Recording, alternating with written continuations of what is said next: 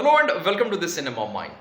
अवांछित नाम की एक मराठी फैमिली ड्रामा फिल्म को रिलीज किया गया है जीप्लेक्स पे 19 मार्च को। और इस फिल्म को देखने के लिए 99 रुपीज़ पे करने पड़ेंगे, सब्सक्रिप्शन से काम नहीं चलेगा। It is directed by Shubha Basun Nag. Film Marathi है लेकिन इसको जो दी गई ट्रीटमेंट है ये पूरी तरीके से बंगाली है।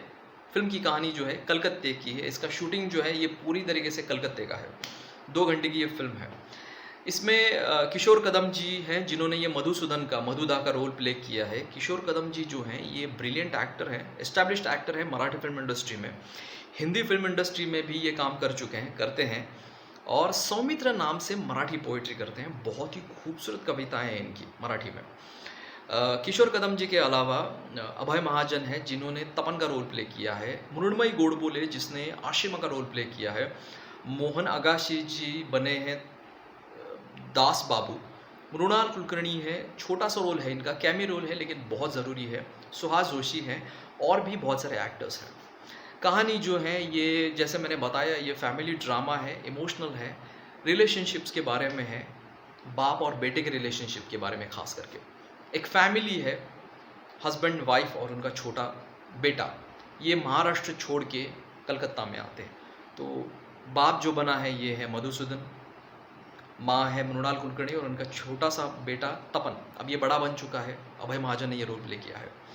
ये फैमिली इसलिए कलकत्ता आती है क्योंकि मधुसूदन जी को जो है निरुपमा नाम की संस्था में एक जॉब की ऑफ़र है।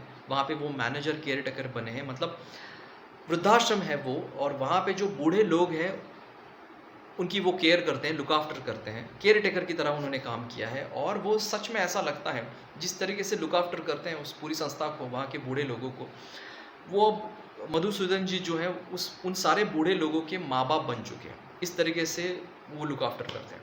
उनकी पूरी प्रायोरिटी ये निरुपमा संस्था है, वृद्धाश्रम है, इसलिए उन्होंने फैमिली को सेकेंडरी रखा है। तो इसकी वजह से बहुत सारे पर्सनल लॉसेस उनके होते हैं, इरिपेरेबल और इरिवर्सिबल। उनकी बीवी का देहांत हो जाता है, नेचुरल तरीके से होता है लेकिन देहांत हो जाता है, और छोटी सी उम्र में बेटा जो है माँ को खो देता है और ये ज़ख्म जो है उसके दिल में घर कर जाता है। और कुछ ऐसे घाव होते हैं, इमोशनल मेंटल घाव होते हैं, अगर उन्हें बचपन में ही ठीक नहीं किया गया तो जवानी में क्या असर होता है इन सारे इमोशनल घावों का, मेंटल जो वो सहते हैं उसका क्या असर होता है जवानी में, ये भी दिखाया है तपन के रूप से।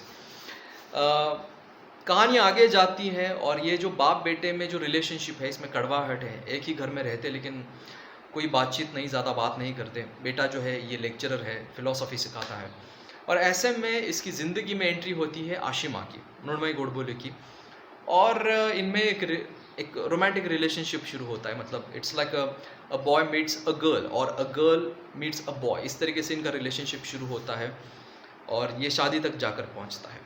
एंड इसका बस यही है कि बाप और बेटे में रिलेशनशिप इम्प्रूव होते हैं, बाप बेटे जो है एक दूसरे के साथ बात करते हैं या नहीं करते हैं, इसके बारे में ये पूरी कहानी है। इनमें जो कड़वाहट है ये ख़त्म होती है या नहीं होती है, जो एक प्यार होना चाहिए जो दोनों में है एक दूसरे के लिए लेकिन वो जाहिर नहीं करते, तो वो एक दूसरे के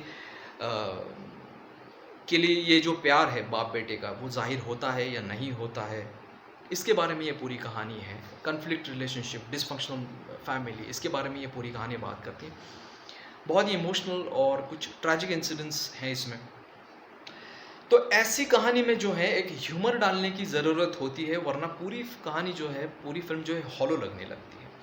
तो इसमें ह्यूमर डालने का काम किया है मोहन आगाशी जी ने। दास बाबू का ये रोल है और कुछ लाइट मोमेंट्स हैं इस फिल्म में। खास करके जो सीन मुझे पसंद आया जहाँ पे हुगली नदी के किनारे बैठकर हावड़ा ब्रिज देखते हुए मधुसूदन के ये दोस्त हैं दास बाबू, तो उनका एक इकट्ठा सीन है। सीन तो इमोशनल है लेकिन इससे एक ह्यूमरस तरीके से पेश किया गया है जो मेरे लिए बहुत ही मेमोरेबल सीन है। अगर फ्लॉज के बारे में मैं बताऊं तो इसमें एडिटिंग का बहुत सारा स्कोप था। खास करके ये जो तपन और आशिमा का जो रिलेशनशिप है वो स्ट्रॉन्ग किस तरीके से होता है, शादी तक वो किस तरीके से पहुंचता है, इसके लिए बहुत सारे सीन्स दिखाए हैं जो क्रोनोलॉजिकल नहीं हैं, जिन्हें क्रोनोलॉजिकल ऑर्डर में रखना ज़रूरी था ऐसा मुझे लगता है, बीच बीच में डाले गए हैं और जो बहुत रिपीटेटिव हैं। है मीनिंगफुल कुछ सीन्स, लेकिन उन्हें प्रॉपरली एडिट करके प्रॉपरली रखने चाहिए थे, ऐसा मुझे लगता है। बाकी क्या पॉइंट ऑफ व्यू है डायरेक्टर का, वो डायरेक्टर को पता, लेकिन जो मैंने नोटिस किया वो बताया। दूसरी इंपॉर्टेंट चीज़, सुहास जोशी ये एक मराठी एक्ट्रेस हैं जिन्हें रोल दिया गया है, लेकिन वो रोल ना के बराबर है, ज़्यादा काम उनका नहीं है, ऐसा लगता है कि उनको वेस्ट किया है इस फिल्म में। बहुत ही ब्रिलियंट एक्ट्रेस हैं वो भी, सुहास जोशी। मृणाल कुलकर्णी मैंने जैसे बताया कैमी रोल है, तो उनके बारे में कोई कंप्लेंट नहीं। और एक चीज़, तपन नाम का ये जो कैरेक्टर है, मतलब मधुसूदन जी का बेटा, ये पैदा होता है महाराष्ट्र में और बाद में ये जो है छोटी सी उम्र में कलकत्ता आता है। अब ये तपन नाम जो है ये टिपिकल बंगाली नाम है। बेटा पैदा हुआ महाराष्ट्र में, उसको नाम दिया गया बंगाली। मतलब अगर वो कलकत्ते में पैदा होता तो मैं समझ सकता, पैदा हुआ महाराष्ट्र में तो नेचुरल सी बात है मराठी नाम दिया जाता है। अगर वो कलकत्ता में पैदा होता तो मैं समझ सकता। तो ये कुछ फ्लॉज मैंने नोटिस किए। और एडिटिंग, सुहास जोशी को बहुत ही कम रोल दिया गया है, और ये नाम तपन, ये कुछ चीज़ें अगर मैं छोड़ दूँ तो बाकी फ़िल्म बहुत खूबसूरत है। जिन लोगों को ये फैमिली मेलोड्रामा फ़िल्म देखना पसंद है, जो इमोशनल होती है, जिसमें कोई वॉयलेंस नहीं होता, एक ऐसे लोग हैं, ऐसे ऑडियंस हैं जिन्हें ये फैमिली ड्रामा देखना बहुत पसंद है, तो उनके लिए ये फ़िल्म जो है ये ट्रीट से कम नहीं है। ये ऐसे लोग जो हैं इस फ़िल्म को एंजॉय कर पाएंगे। जैसे मैंने बताया, ये ज़ी प्लेक्स पे अवेलेबल है। चलिए मैं यहीं पे रुकता हूँ। अगर ये वीडियो आपको पसंद आता है तो लाइक कीजिए, शेयर कीजिए और चैनल को प्लीज़ सब्सक्राइब कीजिए। नमस्ते।